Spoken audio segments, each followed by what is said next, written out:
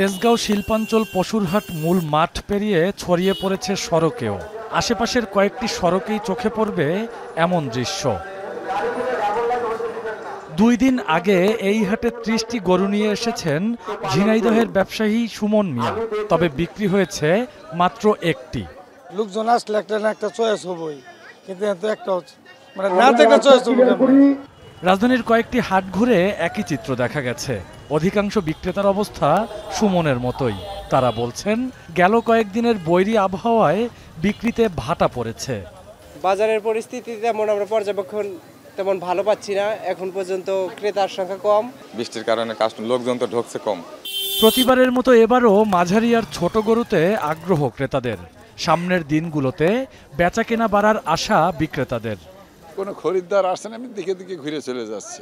দাম কেউ বলছে না, কিন্তু দাম বলছে না কারণ বুঝছি যে ওদের গরু রাখার কোনো জায়গা নাই। আমরা আশাবাদী যে কাস্টমার আসবে, আমরা গরুর দাম পাবো। মাঝারি সাইজ আপনার 4 মণ থেকে 5 মণের মধ্যে যেগুলো, ওইগুলা ক্রেতা বেশি দেখতেছে বেশি। 2-1জন যারা হাটে আসছেন তাদের অধিকাংশই দর্শনার্থী। হাট ঘুরে ঘুরে যাচাই করছেন দরদাম।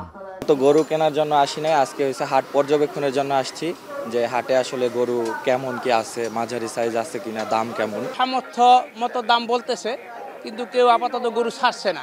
দেখতেছি, দাম করতেছি, এখন দেখি যেটা নসিবে আছে কুরবানি সেটাই হবে আমাদের। এদিকে সকালে পশুর হাট পরিদর্শন করে মৎস্য ও প্রাণী সম্পদ উপদেষ্টা বলেন, রাজধানীর হাটগুলোর সার্বিক ব্যবস্থাপনা ভালো। ভারতীয় গরু প্রবেশ রোধে কঠোর ব্যবস্থা নেওয়ার কথাও জানান তিনি।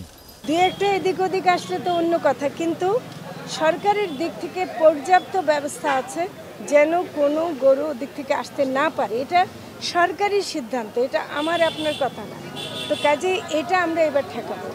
অবৈধভাবে গরু মোটাতাজাকরণ থেকে ব্যবসায়ীদের বিরত থাকার আহ্বানও জানান প্রাণী সম্পদ উপদেষ্টা।